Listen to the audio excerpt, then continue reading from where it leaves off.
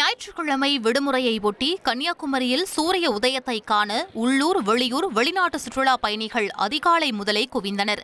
மேகமூட்டமாக இருந்தாலும் கடலுக்கு மேலே எழுந்த சூரியனை பார்த்து சுற்றுலா பயணிகள் மகிழ்ச்சியடைந்தனர். இதனைத் தொடர்ந்து திரிவேணி சங்கமத்தில் கடல் குளியல், பகவதி அம்மன் தரிசனம் நடைபெற்றது. கூட்டம் அதிகரித்ததால் பாதுகாப்பு பலப்படுத்தப்பட்டுள்ளது.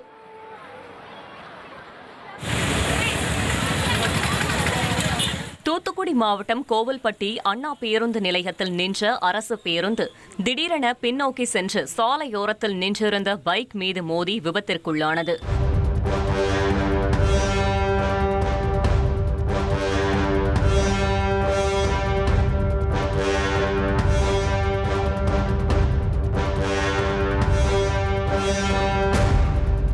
பைக் அருகே நின்ற ஆனந்த் என்பவர் பேருந்து வருவதை கவனித்து விலகியதால் உயிர் தப்பினார். பேருந்து ஓட்டுநர் ஹேண்ட் பிரேக் போடாததால் விபத்து ஏற்பட்டதாக கூறப்படுகிறது. இரவு நேரம் என்பதால் பெரும் விபத்து தவிர்க்கப்பட்டது. சம்பவம் குறித்து காவல்துறையினர் பேருந்து ஓட்டுநரிடம் விசாரணை நடத்தி வருகின்றனர்.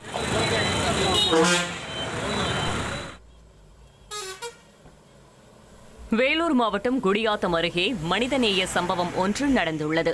ஆந்திர மாநிலம் சித்தூர் மாவட்டம் பலமனேர் பகுதியைச் சேர்ந்த திவ்யா தனது 1 வயது கைக்குழந்தையுடன் மோர்தானா கிராமத்திற்கு செல்ல 2 மணி நேரத்திற்கும் மேலாக பேருந்திற்காக காத்திருந்தார். இதை கவனித்த காவல் உதவி ஆய்வாளர் லெனின் என்பவர் அவரையும் குழந்தையையும் தனது இருசக்கர வாகனத்தில் பாதுகாப்பாக சொந்த ஊருக்கு அழைத்து சென்று விட்டார். இந்த செயலை கிராம மக்கள் பாராட்டி வரும் நிலையில் சம்பவம் குறித்த வீடியோ சமூக வலைதளங்களில் வைரலாகி வருகிறது.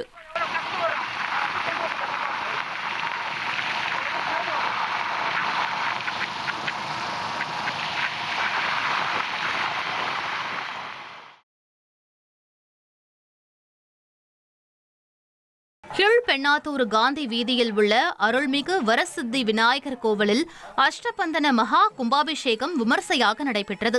திருவண்ணாமலை மாவட்டம் கீழ்பெண்ணாத்தூரில் உள்ள அருள்மிகு வரசித்தி விநாயகர் கோவிலில் கணபதி ஹோமம், லட்சுமி ஹோமம் உள்ளிட்ட பல்வேறு யாகசாலை பூஜைகள், வேத மந்திரங்கள் முழங்க நடைபெற்றன. பின்னர் கலச கோபுர உச்சியில் புனித நீர் ஊற்றி மூலஸ்தான கும்பாபிஷேகம் நடத்தப்பட்ட நிலையில் பக்தர்களுக்கு புனித நீர் தெளித்து தீபாராதனை காண்பிக்கப்பட்டது.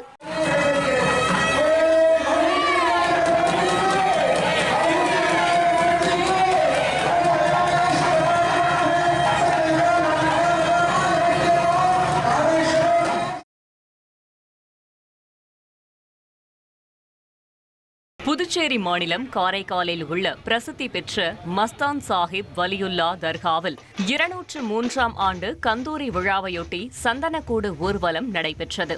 மின் விளக்குகளால் அலங்கரிக்கப்பட்ட சந்தனக்கூடு ஊர்வலம் இரவு 11 மணிக்கு புறப்பட்டு முக்கிய வீதிகள் வழியாக வலம் வந்து அதிகாலையில் தர்காவை அடைந்தது. கண்ணாடி பல்லக்கு உள்ளிட்ட பல்வேறு அலங்கார ஊர்திகள் அணிவகுத்து வந்தன.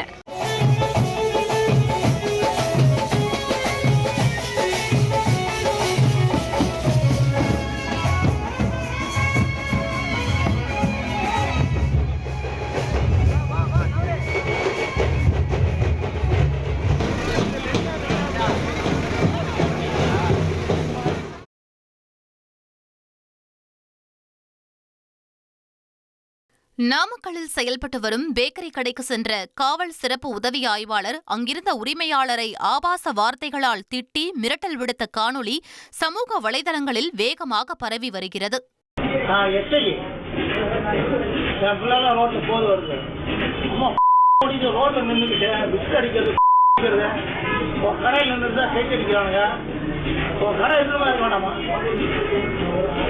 போன் பண்ணுமா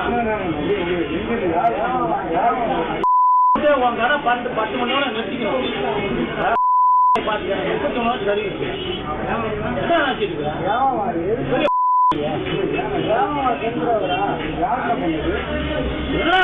பிள்ளையெல்லாம் போறவங்க கடையில டீ குடிச்சிருக்காங்க. ரோட்ல 10 பேர் நிறுத்துக்கிறேன். பரமத்தி காந்தி வேலூர் அடுத்த புத்தனூரில் செயல்பட்டு வரும் பேக்கரிக்கு நேற்றிரவு சென்ற கரூர் மாவட்ட காவல் சிறப்பு SSI அங்கிருந்த கடை உரிமையாளருடன் வாக்குவாதத்தில் ஈடுபட்டுள்ளார். அந்த கடைக்கு வரும் இளைஞர்கள் சாலையில் செல்லும் பெண்களை கிண்டல் செய்வதாகவும் அதற்கு இந்த கடைதான் காரணம் என்றும் அவர் ஆபாச வார்த்தைகளால் திட்டியுள்ளார். கடையை 10 மணிக்கே மூடிவிட வேண்டும், பெண்களை கேலி செய்யும் இளைஞரை நீதான் தடுக்க வேண்டும் என்றும் கடை உரிமையாளரை போலீஸ் SSI மிரட்டியதாக கூறப்படுகிறது. இந்த வீடியோ சமூக வலைதளங்களில் வைரலாகி வரும் நிலையில் போலீஸ் SSI மதுபோதையில் வந்து மிரட்டினாரா அல்லது வேறு ஏதேனும் காரணமா என்பது முழுமையான விசாரணைக்கு பின்னரே தெரியவரும் என்று கூறப்படுகிறது.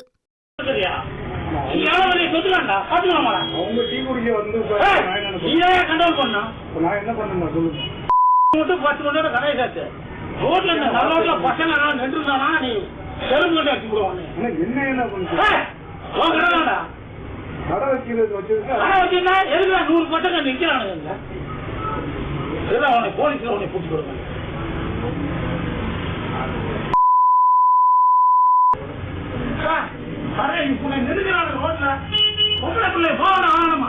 நான் என்னென்ன பண்ணுவேன்? ரோட்ல நிக்கிறதுக்கு நான் என்னென்ன பண்ணுவேன்? நான் என்ன பண்ணேன்னு சொல்லுங்க, நான் பண்றேன். பசங்க எவ்வளவு நிக்கூடாது. சரி, நான் சொல்லிடுறேன். சொல்லி கூட வந்தாங்க கூட்டி போட்டு வீட்டு போடுவோம்.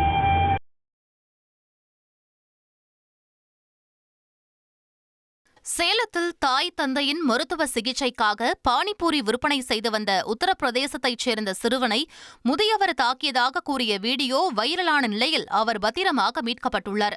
உத்தரப்பிரதேசத்தைச் சேர்ந்த ராமு என்ற 14 வயது சிறுவன் சேலம் திருவாகவுண்டனூர் நெடுஞ்சாலை ஓரத்தில் பானிபூரி கடை நடத்தி வந்தார்.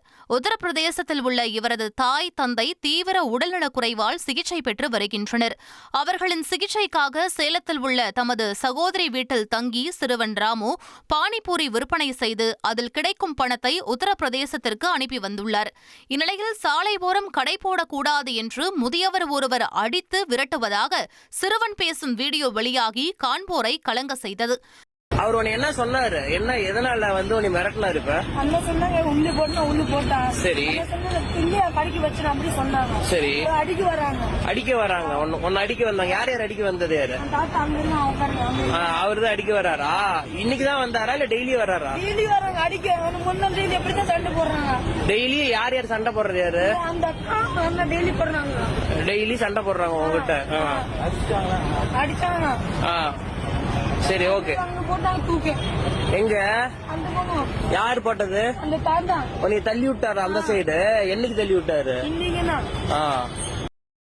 வீடியோவை பதிவு செய்த இளைஞர் சிறுவனை தாக்கிய முதியவரிடம் விளக்கம் கேட்டபோது அவர் தெனாவட்டாக பதிலளித்திருந்தார்.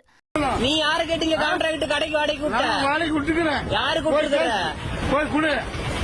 சிறுவன் கண்ணீருடன் பேசும் வீடியோ வைரலான நிலையில் களத்தில் இறங்கிய சிறார் உதவி மைய அதிகாரிகள் ராமுவை மீட்டு காப்பகத்தில் தங்க வைத்துள்ளதோடு அவரது படிப்பை தொடர்வதற்கான ஏற்பாடுகளை செய்து வருகின்றனர்.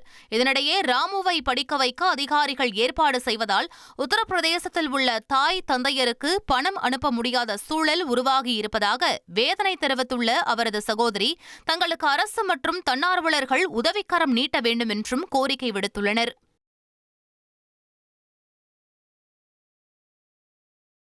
புதுக்கோட்டை மாவட்டம் திருமயம் அருகே சேதுராப்பட்டி அரசு நடுநிலைப் பள்ளி தலைமை ஆசிரியர் முத்துகருப்பன் கல்வி சுற்றுலாவாக 12 மாணவர்களை விமானத்தில் பெங்களூருக்கு அழைத்து சென்றுள்ளார்.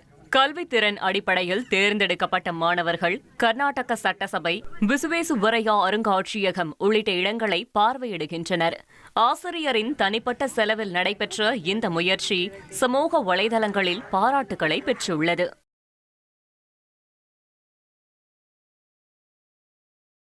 திருவாடானை அருகே ரேக்லா பந்தயம் வெகு விமர்சையாக நடைபெற்றது. ராமநாதபுரம் மாவட்டம் திருவாடானை அருகே குலநாத்தி பகுதியில் பெரிய மாடு, சின்ன மாடு என 2 பிரிவுகளாக நடத்தப்பட்ட பந்தயத்தில் 50ற்கும் மேற்பட்ட மாட்டு வண்டிகள் பங்கேற்றன. வேகமாக பாய்ந்த காளைகளை கண்டு ரசிகர்கள் உற்சாகமடைந்தனர்.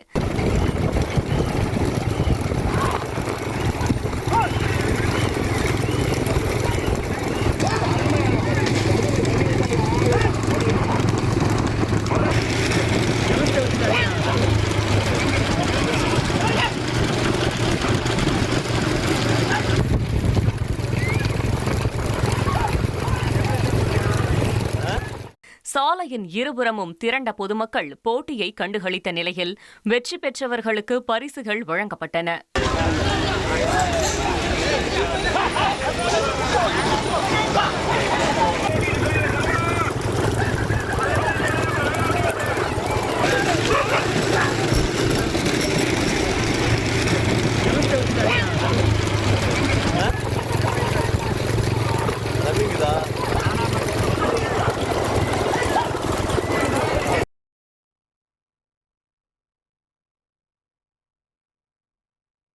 திருவாரூர் மாவட்டம் வலங்கைமான் அருகே அரசு பள்ளியில் பாம்பு கடித்து 11ஆம் வகுப்பு மாணவன் உயிரிழந்த சம்பவம் அதிர்ச்சியை ஏற்படுத்தியுள்ளது.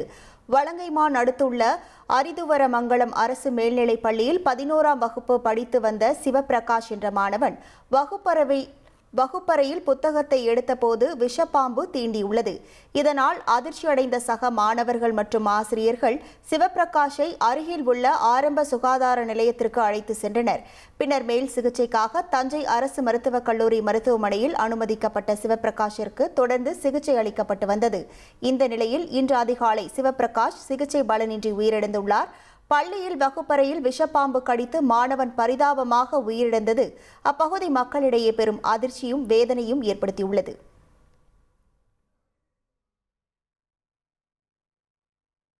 நெல்லையில் குண்டர் சட்டத்தில் சிறையில் அடைக்கப்பட்டிருந்தவர் பிணையில் வந்த மறுதினமே இளைஞர் மீது கொடூர தாக்குதல் நடத்திய சம்பவம் பரபரப்பை ஏற்படுத்தியுள்ளது. நெல்லை கொக்கிரக்குளம் பகுதியைச் சேர்ந்த சுரேந்திரன் என்ற இளைஞர் கூலித் தொழிலாளியாக இருந்து வருகிறார். நேற்றிரவு வேலை முடித்து வீட்டிற்கு திரும்பிக் கொண்டிருந்த சுரேந்திரனை அவரது உறவினரான மாடசாமி அழைத்து வர சொன்னதாக இளைஞர் ஒருவர் தாமிரபரணி ஆற்றங்கரைக்கு அழைத்து சென்றுள்ளார். அப்போது மாடசாமி மற்றும் அவரது சகாக்கள் மது அருந்திய நிலையில் சுரேந்திரனிடம் வாக்குவாதத்தில் ஈடுபட்டதோடு கல், கம்பு உள்ளிட்ட ஆயுதங்களால் கடுமையாக தாக்கியதாக கூறப்படுகிறது. வெகு நேரமாகியும் சுரேந்திரன் வீடு திரும்பாததால் அவரது குடும்பத்தினர் பல இடங்களிலும் தேடியுள்ளனர். இந்த நிலையில் தாமிரபரணி ஆற்றங்கரையில் இரத்த காயங்களுடன் கிடப்பதை கண்ட உறவினர்கள் அவரை மீட்டு நெல்லை அரசு மருத்துவக் கல்லூரி மருத்துவமனையில் அனுமதித்தனர். தீவிர சிகிச்சை பிரிவில் சுரேந்திரன் அனுமதிக்கப்பட்டுள்ள நிலையில் உறவினர்கள் அளித்த புகாரில் மாடசாமி உள்ளிட்ட 3 போலீசார் கைது செய்தனர்.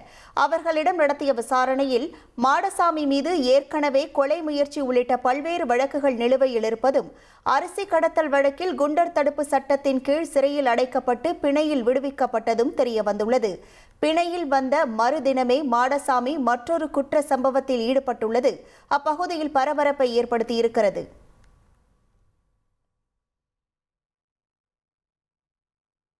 மதுரையில் இருவேறு இடங்களில் பெட்ரோல் மற்றும் நாட்டு வெடிகுண்டு வீசப்பட்ட சம்பவம் பரபரப்பை ஏற்படுத்தியிருக்கிறது. மதுரை மாவட்டம் சோழவந்தான் சங்கக்கோட்டை தெருவில் வசித்து வரும் முத்தையா என்பவரது வீட்டில் அதிகாலை 3 மணிக்கு மர்ம நபர்கள் பெட்ரோல் குண்டு வீசி தாக்குதல் நடத்தியுள்ளனர். சத்தம் கேட்டு வீட்டில் இருந்தவர்கள் வெளியே வந்து பார்த்தபோது அங்கிருந்த கும்பல் தப்பி ஓடியுள்ளது. தகவல் அறிந்து சம்பவ இடத்திற்கு விரைந்த சோழவந்தான் போலீசார் தடயங்களை சேகரித்து விசாரணை மேற்கொண்டு வருகின்றனர். முத்தையாவின் மகன் விக்னேஸ்வரன் கடந்த வருடம் ஒருவர் வீட்டில் பெட்ரோல் குண்டு வீசிவிட்டு தலைமறைவாக இருந்து வருவதாக கூறப்படுகிறது.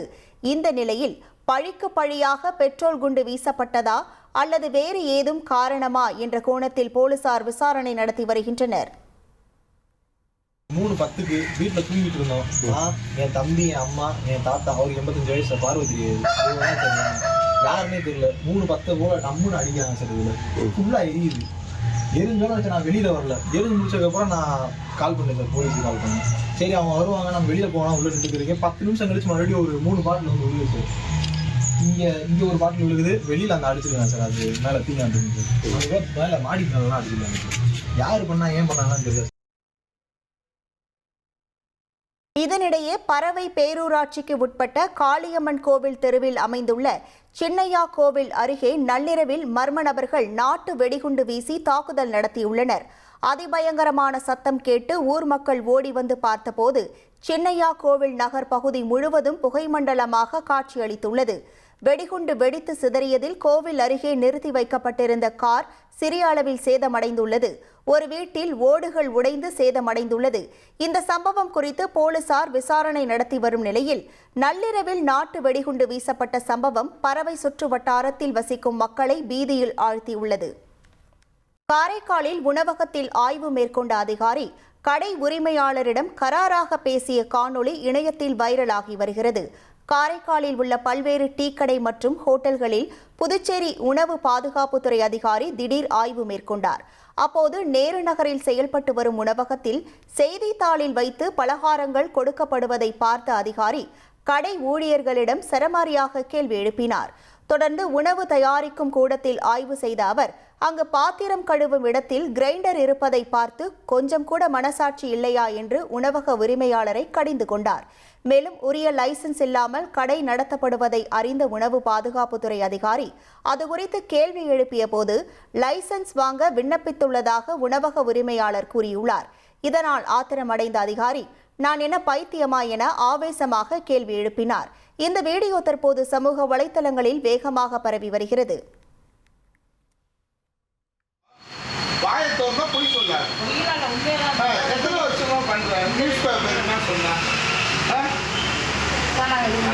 ஜாமான் கழுவுறீங்க இங்க வந்து படம் இல்ல அங்க நாங்க இப்ப யூஸ் பண்ண மாட்டாங்க. நான் காலையில மட்டும் தான் மாவு ஜாமான் கழுவுற இடத்துல கிரைண்டர் போடுறீங்க. நான் போன தடவை சொல்லிட்டு போனேன் சீல வச்சா நீ தான் நடக்கணும். கோர்ட்டுக்கு நடக்குறீங்களா போனா போகுதுன்னு அப்போலேருந்து விட்டுருக்கோம்.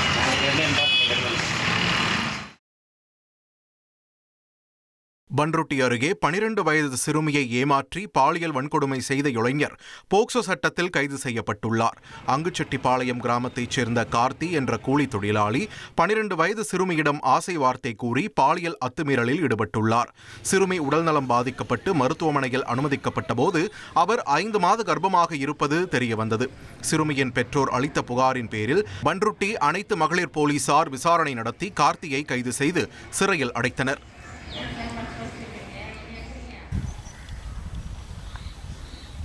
திண்டுக்கல்லில் கணவன் மனைவி கொலை செய்யப்பட்ட வழக்கில் 9 நபர்கள் குண்டர் சட்டத்தில் கைது செய்யப்பட்டு திருச்சி மத்திய சிறையில் அடைக்கப்பட்டனர். யாகப்பன்பட்டியைச் சேர்ந்த ஜேசுராஜ், அவரது மனைவி ஞானதீபிகா ஆகியோர் கடந்த மாதம் மர்ம கும்பலால் படுகொலை செய்யப்பட்டனர். இதனையடுத்து குற்றவாளிகளை தேடி வந்த தனிப்படை போலீசார் யாகப்பன்பட்டியைச் சேர்ந்த ஞானராஜ், தர்மராஜ், ஜான் பீட்டர், அருள்ராஜ் உள்ளிட்ட 9 பேரை கைது செய்து சிறையில் அடைத்தனர்.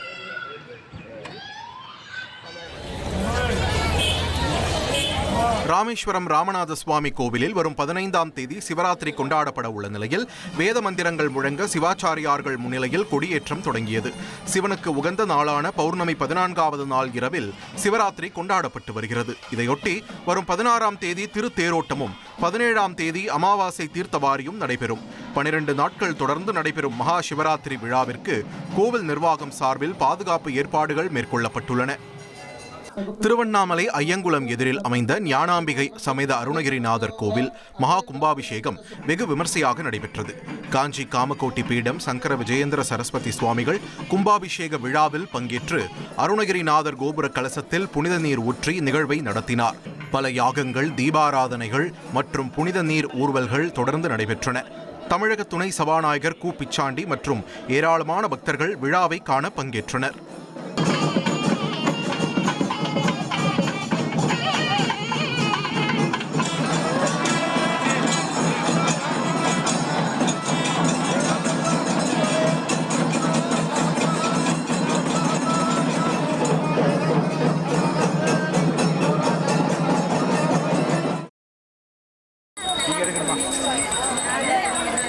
விடுமுறை தினம் மற்றும் தை மாதத்தின் கடைசி முகூர்த்த நாளை முன்னிட்டு முருகனின் அறுபடை வீடுகளில் 2ஆம் படை வீடாக விளங்கும் திருச்செந்தூர் சுப்பிரமணிய சுவாமி கோவிலில் பக்தர்கள் கூட்டம் அதிகரித்தது. அதிகாலை முதலே பக்தர்கள் கோவில் முன்புள்ள கடலில் புனித நீராடி குடும்பத்துடன் சுவாமியை தரிசனம் செய்தனர். காலை 5 மணிக்கு சிறப்பு அபிஷேக தீபாராதனைகள் நடைபெற்ற நிலையில் அனைத்து தரிசன வரிசைகளிலும் நீண்ட வரிசையில் பக்தர்கள் காத்திருந்தனர். தை மாதத்தின் கடைசி சுபமுகூர்த்த தினம் என்பதால் கோவில் வளாகத்தில் ஏராளமான திருமணங்கள் நடந்தன. பக்தர்கள் மற்றும் திருமண வீட்டின் கூட்டம் அலைமோதி காணப்பட்டது.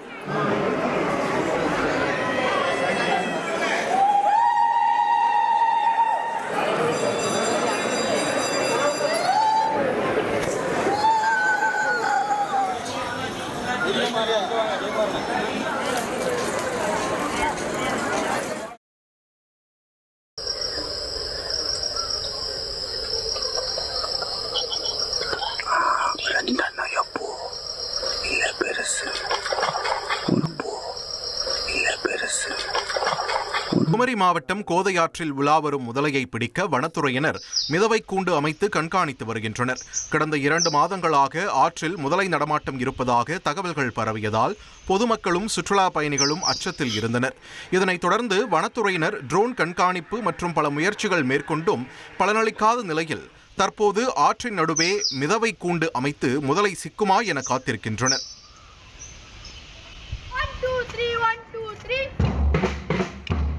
மதுராந்தகத்தில் நடைபெற்ற பள்ளி ஆண்டு விழாவில் முன்னாள் விண்வெளி திட்ட இயக்குனர் மயில்சாமி அண்ணாதுரை மாணவர்களுக்கு ஊக்க உரையாற்றினார். செங்கல்பட்டு மாவட்டம் மதுராந்தகத்தில் உள்ள தனியார் மேல்நிலைப் பள்ளியின் 25ஆம் ஆண்டு விழாவில் சிறப்பு விருந்தினராக கலந்து கொண்ட அவர் மாணவர்களுக்கு பரிசுகள் வழங்கி வாழ்த்தினார். பெற்றோர் குழந்தைகளின் மொழித்திறன் மற்றும் திறமைகளை புரிந்து அவர்களின் கனவுகளுக்கு ஆதரவளிக்க வேண்டும் என்றும் இன்று விதைக்கும் நல்ல கல்வி விதை 20 ஆண்டுகளில் உலகம் போற்றும் மனிதராக மாற்றும் என்றும் அவர் அறிவுறுத்தினார்.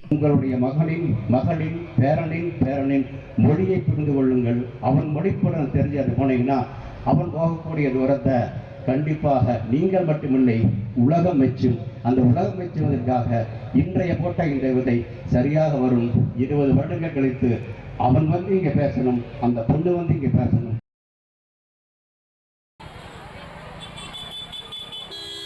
மாசி மாத தேரோட்டத்தை முன்னிட்டு இனாம் சமயபுரம் ஆதி மாரியம்மன் கோவிலில் ஆண்டுதோறும் நடைபெறும் பூச்சொரிதல் விழா இன்று வெகு விமர்சையாக தொடங்கியது. மேளதாளங்களுடன் பூக்கள் ஊர்வலமாக கொண்டு வரப்பட்டு அம்மனுக்கு சாற்றப்பட்டன.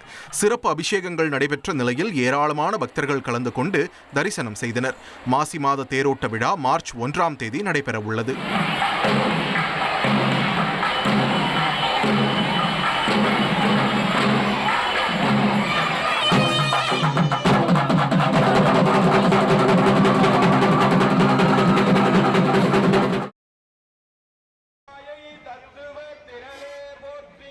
காஞ்சிபுரம் அருகே திம்மராஜம்பேட்டையில் உள்ள ராமலிங்கேஸ்வரர் கோவிலில் மகா கும்பாபிஷேகம் வெகு விமர்சையாக நடைபெற்றது.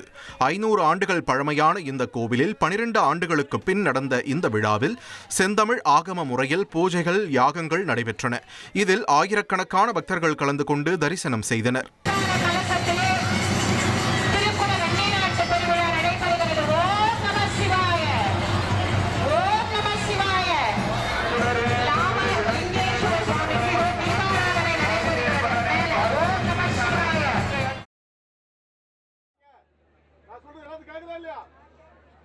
இன்னைக்கு தங்கத்தோட கிராமோட நீங்க வேலை நீங்க எவ்வளவு 14,500 ரூபா.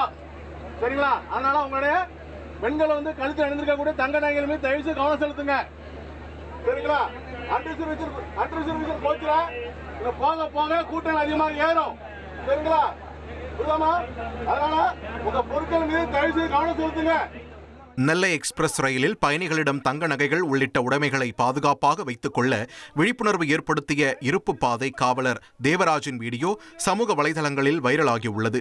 நெல்லை சந்திப்பு ரயில் நிலையத்தை மையமாக கொண்டு முன்பதிவு இல்லா பெட்டிகளில் பயணிகள் அதிகம் இருக்கும் நிலையில் பாதுகாப்பு அறிவுறுத்தல்கள் வழங்கிய காவலரின் முயற்சிக்கு பாராட்டுகள் குவிகின்றன.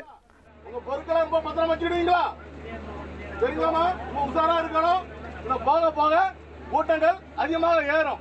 சரிங்களா? என்னமா மத்தவங்க குடிக்கக்கூடிய எந்த ஒரு பிஸ்கட் கூல்ட்ரிங்க்ஸ் எதுவும் சாப்பிடக்கூடாது.